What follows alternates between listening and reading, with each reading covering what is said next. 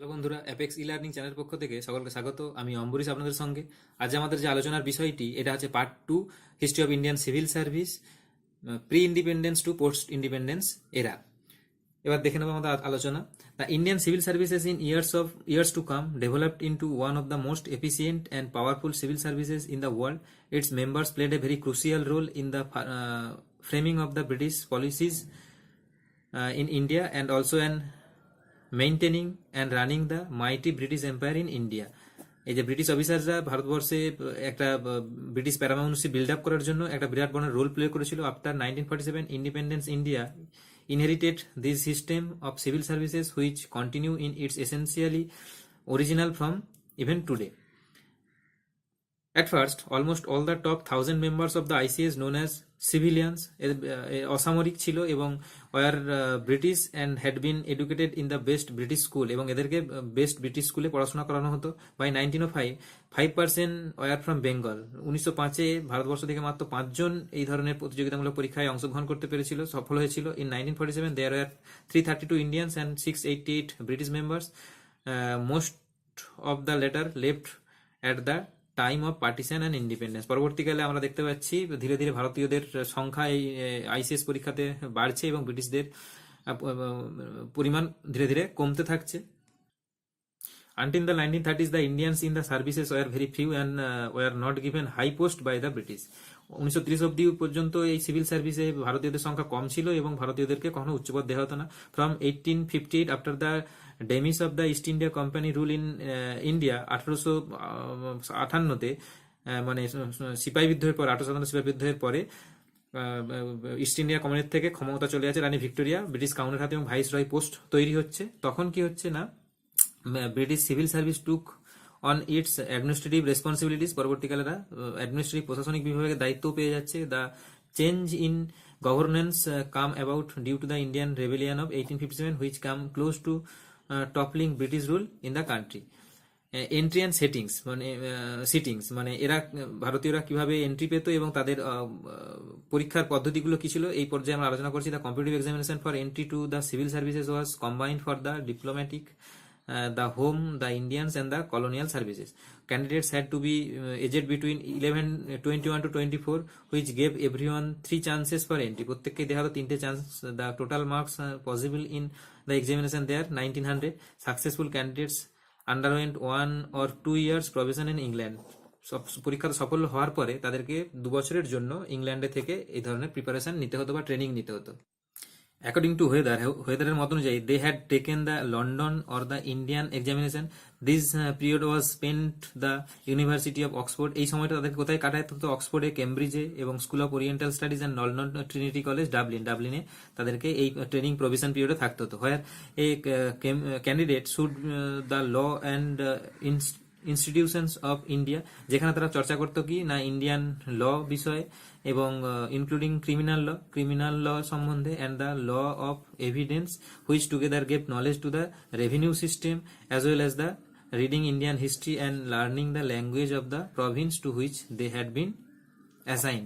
এর সঙ্গে তাদেরকে পাশাপাশি ভারতীয় ল্যাঙ্গুয়েজ, রেভিনিউ সিস্টেম সমস্ত বিষয়ে তাদেরকে জ্ঞান চর্চা করতে হতো। By 1920 there are 5000 of entry into the higher civil services. তবে এক্ষেত্রে ম্যাকলে একটি কথা বলেছিলেন যে এই সমস্ত সিভিলিয়ানদের থেকে ল্যাঙ্গুয়েজটা বাদ দিয়ে দিলে বাকি ভারতের সঙ্গে তাদের কোনো কিছুই সম্পর্ক থাকে না, সবটাই ব্রিটিশ কেন্দ্রিক। এই ধরনের তিনি একটি মন্তব্য করেছিলেন শিক্ষা চর্চা। By 1920 there are 5 methods of the entry in the higher civil services. 5টা পদ্ধতি কি কি ছিল? Firstly the open competition exam, একটা ছিল ওপেন কম্পিটিশন ইন লন্ডনে। Secondly separate competitive examination in India, পরবর্তীকালে আবার একটা সেপারেট কম্পিটিশন দিতে হতো ইন্ডিয়াতে। Thirdly nomination in India to satisfy provincial and commercial representations. Fourthly, promotion from the provincial civil services, and lastly appointments from the bar. 1/4 of the post in the ICS were to be filled from the bar, এবং তাদেরকে বার বা কোর্টে তাদেরকে নিয়োগ করা হতো এবং তার মধ্যে 1/4 পোস্ট কি হতো, যেটা ফিল হতো এই বার কাউন্সিল থেকে। Nature and role, the civil services are divided into 2 categories, covenanted and uncovenanted. এই আনকভেনান্ট এবং কভেনান্টটা কি না 1892 খ্রিস্টাব্দে সিভিল সার্ভিসের কাঠামোটি যে সংস্কার করা হয়েছিল 5 বছর আগে পেশ করা সিভিল সার্ভিসের সুপারিশের ভিত্তিতে নতুন নিয়মে কভেনান্টেড সিভিল সার্ভিসের বিশিষ্ট মর্যাদা বজায় রাখা হয়। একে বলা হতো ইন্ডিয়ান সিভিল সার্ভিস। আর অন্যদিকে প্রশাসকরা অঙ্গীকারবদ্ধ বা চুক্তিবদ্ধ কভেনান্টেড ছিল না, তাদের অমর্যাদাকর অবস্থার অবসান ঘটে। এদের জন্য হতো প্রাদেশিক সিভিল সার্ভিস।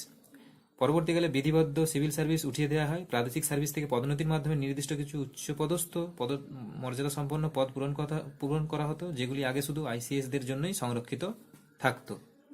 আমরা আগে অলরেডি আলোচনা করে দিয়েছি যে জাতীয়তাবাদীর দাবিতে সুরেন্দ্রনাথ থেকে বিভিন্ন ভারতীয় গোষ্ঠীর দাবিতে 1919 খ্রিস্টাব্দে ভারত শাসন আইন অনুযায়ী মন্টেগু চেমসফোর্ড আইন আইসিএস পদের জন্য ভারতে আলাদা করে নিয়োগ পরীক্ষা নেওয়ার ব্যবস্থা করা হয়। ইংল্যান্ডের সঙ্গে অবশ্য একযোগে নয়। আইনের এই ব্যবস্থা অনুযায়ী 1922 খ্রিস্টাব্দে ফেব্রুয়ারি মাসে এলাহাবাদে প্রথম পরীক্ষাটি সংগঠিত হয়েছিল। ভারতের সিভিল সার্ভিসের মনোগ্রহীতায় মুগ্ধ হয়ে 1941 খ্রিস্টাব্দের মধ্যে ইউরোপীয়দের তুলনায় অনেক বেশি সংখ্যক ভারতীয় এই চাকরিতে যোগ দিয়েছিল। 1858 খ্রিস্টাব্দ থেকে 1919 খ্রিস্টাব্দের পর্যন্ত এই সময়টাকে আমলাতান্ত্রিক স্বেচ্ছাচারিতার যুগ বলা হয়। থাকে প্রকাশ ঘটে থাকে যে যখন সিভিল সার্ভেন্টদের ইচ্ছা অনুযায়ী সরকার চলতো, তবে 1919 খ্রিস্টাব্দের পর থেকে এই স্বেচ্ছাচারী প্রবণতা কতটা কমে গিয়েছিল। আস্তে আস্তে রাষ্ট্রীয় ব্যবস্থার গণতন্ত্রীকরণের পরে তা ঘটেছিল। তবে 1937 খ্রিস্টাব্দের পরে প্রশাসন কার্যত আমলারাই চালাতেন, যদিও তখন বিভিন্ন প্রদেশে ভারতীয় মন্ত্রীরা তাদের দপ্তরের কাজকর্ম তদারক করতেন। প্রশাসন প্রধানত আমলারাই চালাতেন, কারণ সমাজের নিচু তলা থেকে কিছু পর্যন্ত সবকিছু তাদের নখদর্পণে থাকতো এবং স্থানীয় প্রভাবশালী ক্ষমতাশালী ব্যক্তিদের সঙ্গে তাদের ঘরোয়া মেলামেশা থাকতো। ফলে এইসব আমলাদের বাদ দিলে মন্ত্রীরা প্রায় কিছুই করতে পারতেন না। যাই হোক, সিভিল সার্ভিস আস্তে আস্তে ভারতীয়করণ করা হতে থাকে। ফলে সাম্রাজ্যের সঙ্গে কর্তৃত্বপূর্ণ শাসকের শাসনের উপায় হিসাবে এর মূল্যই কমে যেতে থাকে। ক্ষমতা হস্তান্তরের পর প্রশস্ত হয়। সিভিল সার্ভিসের এই ভারতীয়করণ চলতে থাকে। সেই পরম্পরা দেশ স্বাধীন হওয়ার পরেও চলতে থাকে। শুধু সার্ভিসের নামটি পাল্টে যায়, হয়ে যায় ইন্ডিয়ান অ্যাডমিনিস্ট্রেটিভ সার্ভিস। এবার চলে আসি আমরা পোস্ট অ্যান্ড পোস্টিংস নিয়ে। The ICS officers are given 50% judgeship in the states higher court. এদের 50%কে দেওয়া হতো রাজ্যের হায়ার কোর্টে জাজ হিসাবে। And most were generally elevated from the high court bar, এবং কিছু কিছুকে দেওয়া হতো হাইকোর্ট বারে। There was no fixed recruitment for the ICS officer. They had to serve for 35 years from the date of arrival in India. এদের কোনো নির্দিষ্ট বয়স ছিল না রিক্রুটমেন্ট এবং রিটায়ারমেন্টে। এরা 35 বছর পর্যন্ত কাজ করতে পারতো ভারতবর্ষে আসার পর থেকে। দেয়ার ট্রেনিং অ্যাট হেলবেরি, তাদেরকে ট্রেনিং করা দেওয়া হতো হেলবেরিতে, ইংল্যান্ডে। The tenure of ICS officers serving as জাজেস of the high court and supreme court was determined by the recruitment age fixed for judges, এবং এদেরকে সুপ্রিম কোর্টের এবং হাইকোর্টের জাজ হিসেবে কাজ করতে হতো। The governorship of the British Province was the highest post. Governorship মানে গভর্নর হয়ে ব্রিটিশ প্রভিন্সের মধ্যে ব্রিটিশ প্রদেশ অঞ্চলগুলোতে গভর্নর হিসাবে কাজ করাই ছিল এদের কাছে highest post. And IAS officer could aspire for, মানে এদের সর্বোচ্চ পোস্ট হতো কি না ব্রিটিশদের যে প্রাদেশিক প্রভিন্সগুলো ছিল সেখানে গভর্নর হিসাবে। চেঞ্জেস আফটার 1912 পরে এদের পরিস্থিতির কি পরিবর্তন হয়েছিল সেটা আমরা দেখে নেবো। With the passing of the Government of India Act 1919, Montagu Chelmsford, the imperial services headed by the Secretary of the State for India were split into two all India services and central services. একটা all India service হয়ে গেল, একটা central services. British control of the ICS remained after the First World War.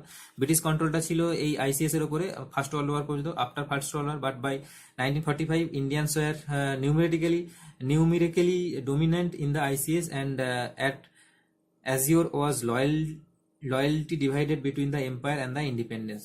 1945 পরে অর্থাৎ after second world war সংখ্যাতত্ত্বের দিক থেকে ভারতীয়দের সংখ্যা সিভিল সার্ভিসে বাড়তে শুরু করে।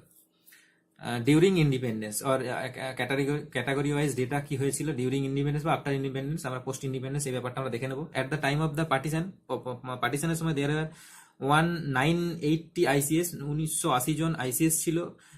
468 ওয়ার ইউরোপিয়ান, তাদের মধ্যে 468 ছিল ইউরোপিয়ান, 352 হিন্দুস এবং 101 Muslims, 2 depressed class or scheduled caste, 5 domiciles Europeans and Anglo-Indians, 25 Indian Christian, 13 Parsis, 10 Sikhs and 4 other communities থেকে এই টোটাল ইন্ডিয়ান সিভিল সার্ভিসটা হয়েছিল। The last recruited batch of the ICS was in October 1940 last ICS হয়েছিল। ICS হিসেবে last পরীক্ষা নেওয়া হয়েছিল pre British ইন্ডিয়াতে।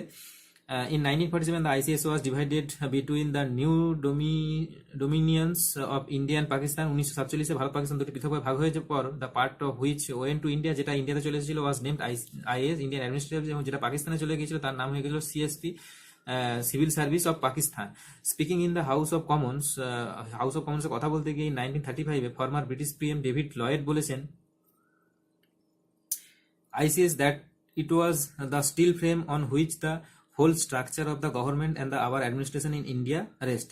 তিনি আইসিএস দের হচ্ছে ব্রিটিশ স্টিল ফ্রেম হিসেবে উল্লেখ করেছেন এবং যার দ্বারা ভারতের গোটা সিস্টেম পরিচালিত হয় বলে তিনি দাবি করছেন। Jawaharlal Nehru often ridiculed in the ICS for its support of British politics. Jawaharlal Nehru একসময় এদের প্রতি তীব্র মানে প্রতিবাদ করেছিলেন যে এরা ব্রিটিশদের প্রতি প্রচুর পরিমাণ অনুগত। He noted that someone had once defined the Indian civil services, with which we are unfortunately still afflicted in this country, as neither Indian nor civil nor a service. As prime minister থাকাকালীন জওহরলাল নেহরু কি বলছেন, written the organisation, এই অর্গানাইজেশনকে নতুনভাবে সংগঠন করেন এবং its top people albeit with a charge of title of the IAS, এবং এর সর্বোচ্চ অফিসার আইএস নাম নিয়ে কার্যক্ষমতা পান। Its continued its main roles. Nehru appointed long time ICS officers Chintaman Deshmukh as his finance minister. তিনি নেহরু তার সরকারে চিন্তামন দেশমুখকে ফাইন্যান্স মিনিস্টার হিসেবে নিয়োগ করেন আইসিএস অফিসার থেকে, আর আইএস অফিসার থেকে। KPS Menon as his foreign minister, KPS Menon হন তার বৈদেশিক মন্ত্রী, এবং সর্দার প্যাটেল তার এই প্রচেষ্টাকে অ্যাপ্রিসিয়েট করেছেন এবং বলেছেন their role in keeping India united after partition and noted in parliament that without them the country would have collapsed. বলছে এই ধরনের সিভিল সার্ভেন্টদের ছাড়া ভারতবর্ষ তার শাসন কাঠামো রূপায়ণ করতেও পারতো না, এবং এদের ছাড়া ভারতবর্ষ হয়তো কোলাপসও হয়ে যেতে পারতো। ভারতবর্ষের শাসন কাঠামো বা নতুনভাবে স্বাধীন পাওয়া সেই মুহূর্তে ভারতীয় প্রশাসনকে এরা অনেকটাই কন্ট্রোল করেছিল এদের সুনিপুণ কর্মের দ্বারা এবং বুদ্ধিমত্তার দ্বারা। এইভাবে তিনি সর্দার প্যাটেল এদের প্রশংসা করেছেন। আজ আমাদের এই পর্যন্তই। History of civil service in India, এটা আমরা দুটি পার্টে আলোচনা করলাম। প্রথম পার্টটি না দেখে থাকলে অবশ্যই দেখে নাও, এটি দ্বিতীয় পার্ট। এই দুটি পার্টে আমরা আলোচনা করলাম এবং সিলেবাসটাকে কভার করার চেষ্টা করলাম। ভিডিওটি দেখার জন্য অসংখ্য ধন্যবাদ। আপনার আগামী দিনগুলো খুব ভালো হোক, আমাদের সঙ্গে অ্যাটাচমেন্টে থাকুন। আমরা আরও নতুন নতুন ভিডিও বিভিন্ন টপিকের উপর নিয়ে আসছি, এবং ভিডিও যদি ভালো লাগে চ্যানেলটিকে অবশ্যই সাবস্ক্রাইব করুন, এবং কী কী ধরনের ভিডিও আপনারা দেখতে চাইছেন সেই বিষয়ের উপর কমেন্ট করলে আমরা আগামী দিনে ভিডিও বানাতে আমাদের সুবিধে হবে। ধন্যবাদ।